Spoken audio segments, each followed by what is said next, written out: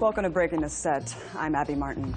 So yesterday, the world witnessed a truly horrific tragedy unfold in eastern Ukraine.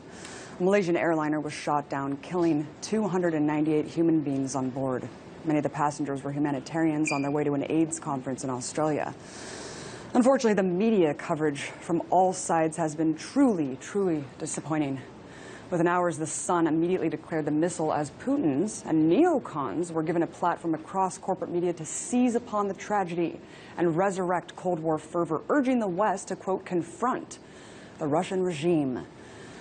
Look, speculation on all sides in the mere hours after any large-scale disaster is abhorrent, irresponsible journalism, and does a great disservice to the 298 victims of this crime who lost their lives.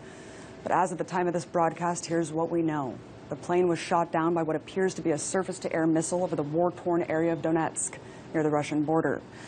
This is an area rife with violence between Ukrainian forces and separatist fighters ever since the coup and subsequent incursion into Crimea.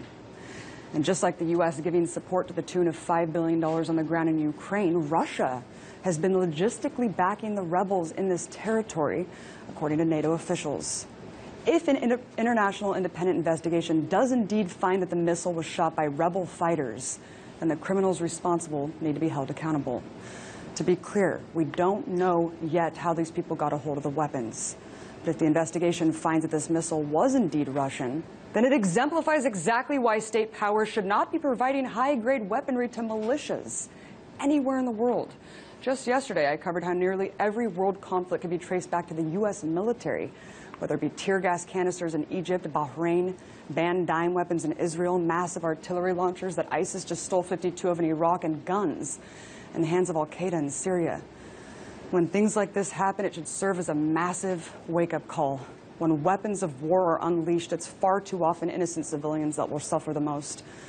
Still, there will be many to seize this tragedy for political gain in Ukraine, in Russia, and here in the United States.